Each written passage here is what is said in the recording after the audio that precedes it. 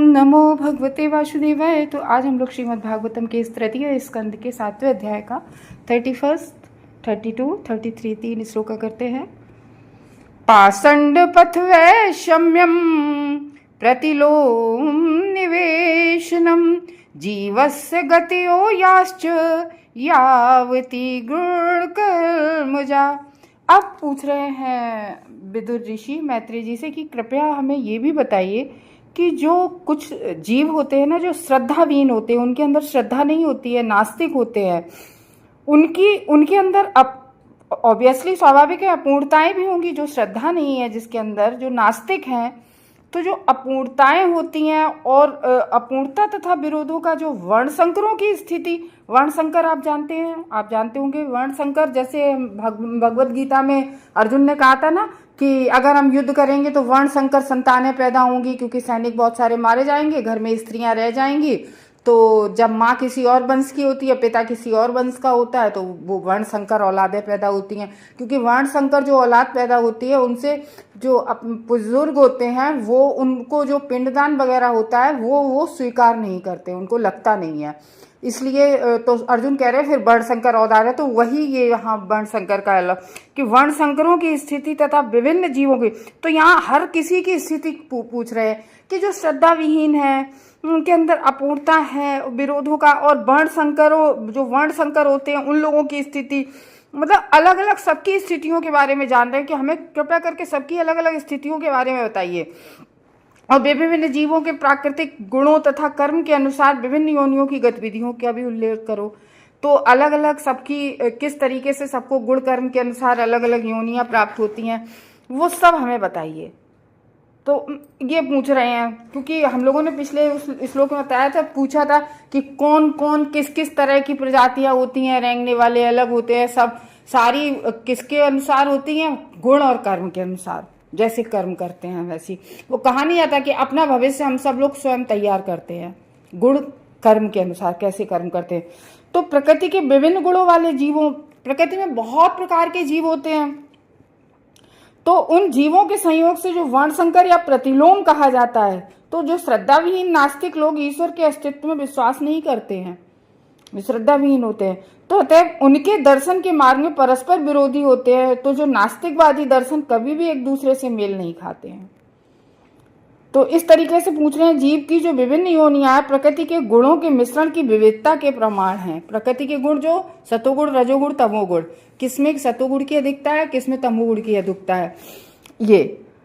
फिर 32 में कह रहे हैं, धर्मार्थ कामो मोक्षणाम निमित्तान्य विरोधता वार्ताया दंड नीतेश्च श्रुतस्य च विधिम पृथक। यहाँ पे जो चारों है, धर्म अर्थ काम मोक्ष, तो यहाँ पर उसकी बात हो रही है कि जो परस्पर जो अविरोधी धर्म है, तो ये किसके आधार पर जो हम लोग करते हैं ना, सबसे पहले कहते नहीं है कि धर्म के लिए धर्म करो, कि किसके लिए अर्थ आ जाता है, जब व्यक्ति के पास अर्थ धन भी आ जाता है। फिर काम, यानी कि फिर व्यक्ति इंद्रिय तृप्ति, कामनाओं को पूर्ति कर लगता है। फिर जब काम के बाद, फिर जब बिल्कुल उस इंद्रिय तृप्ति से ऊब जाता है, फिर कहता है अब मोक्ष मिलना चाहिए। लास्ट स्टेज पे व्यक्ति क्या चाहता है, मोक्ष। तो ये तीनों सकाम कर्मों से मिलते हैं, धर्म अर्थ काम मोक्ष।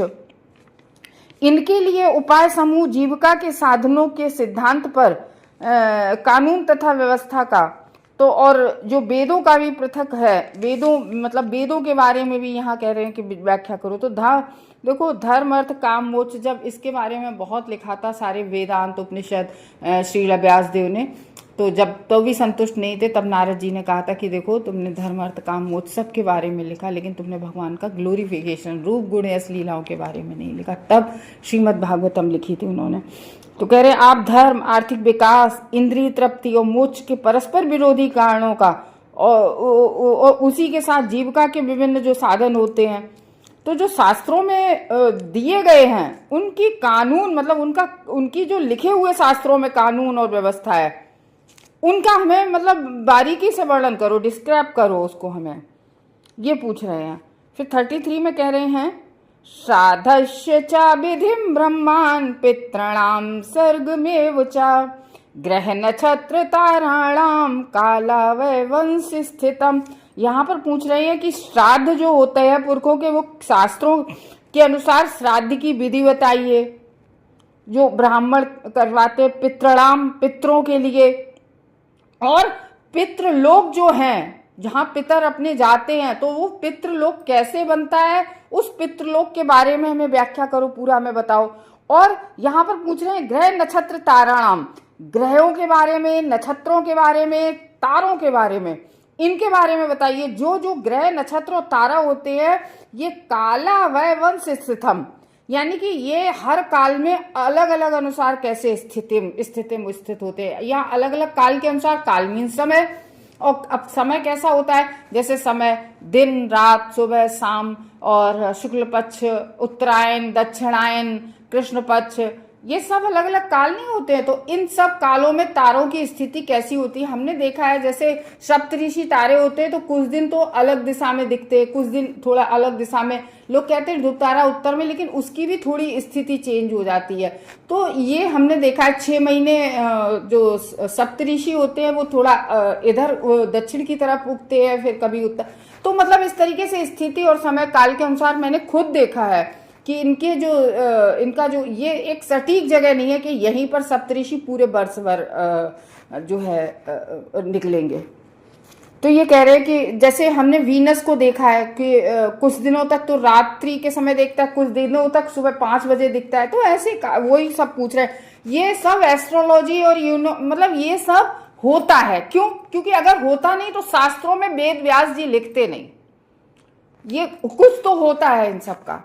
तो वही कह रहे हैं कि दिन रात तथा मास, यहाँ काल का बता रहे हैं कि दिन रात भी होता है, मास महीने के अनुसार बताओ, वर्ष की अवधि के अनुसार बताओ, कि इन सब के अनुसार जो विभिन्न ग्रह नक्षत्र और तारे हैं उनमें भिन्न भिन्न कैसे होते हैं। और चंद्रमा तथा शुक्र जैसे उच्चतर ग्रहों में काल की, यहाँ काल की प्रमाप मांग रहे हैं। काल की जो प्रमाप है वो बताइए हमें। तारे के हे ब्राह्मण, पितृगणों की श्राद्ध की विधि बताइए, तथा पितृलोक की सृष्टि कैसे हुई उसके बारे में बताइए। और सूर्य चंद्रमा आदि ग्रह नक्षत्रों तारों गणों के दिन रात महीने वर्ष, ये छोटी बड़ी जो अवधि होती है उसके बारे में, मतलब और समय का जो ड्यूरेशन होता है उसके बारे में, ये सब यहाँ पर बता रहे हैं। काल के अवयव दिन रात महीना वर्ष ये सब पूछ रहे हैं, इसके बारे में हमें बताइए। पृथ्वी ग्रह के 6 मास उच्चतर ग्रहों के एक दिन के तुल्य है।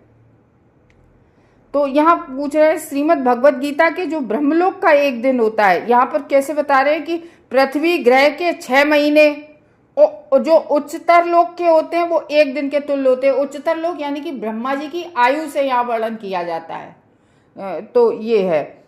तो श्रीमद् भगवत गीता में ब्रह्मलोक का एक दिन जो होता है वो चतुर्युग, ब्रह्मा जी का एक दिन कहीं हो पाता है और हमारे 4 युग बीत जाते हैं, ये समय का अंतर होता है। तो ये चतुर्युग 1000 गुना वर्षों के तुल्य है। यानी कि अर्थात यहाँ पर बता रहे हैं कि 43 लाख वर्षों का 1000 गुना वर्ष है। देखिए हमारे प्रभु जी सुबह कहते हैं कि किताबों में ना ये जो संख्या होती है इतने इतने लाख वर्ष, ये कभी कभी ये नंबर्स होते हैं, ये गलत छपे होते हैं। तो एग्जैक्टली उन नंबरों को नहीं पढ़ना है ना वो बताना है, क्योंकि हम लोग नहीं जानते हैं, इसलिए इसको उतारे। तो 1000 गुना वर्ष होता है। तो ब्रह्मलोक में मास तथा दिन उसी के अनुसार गिने जाते हैं। तो जो ब्रह्मलोक में ये गिने जाते हैं वो उसी के अनुसार गिने जाते हैं। तो यहाँ पर वो 3 श्लोकों में यही पूछ रहे हैं कि वर्णशंकरों और पितृगणों के बारे में, पितरों के पितृलोक की सृष्टि भगवान ने कैसे की, इन सब के बारे में जो वो है वो बड़ा कह रहे कि हमें विस्तृत रूप से जानकारी दीजिए। हरे कृष्ण भक्त।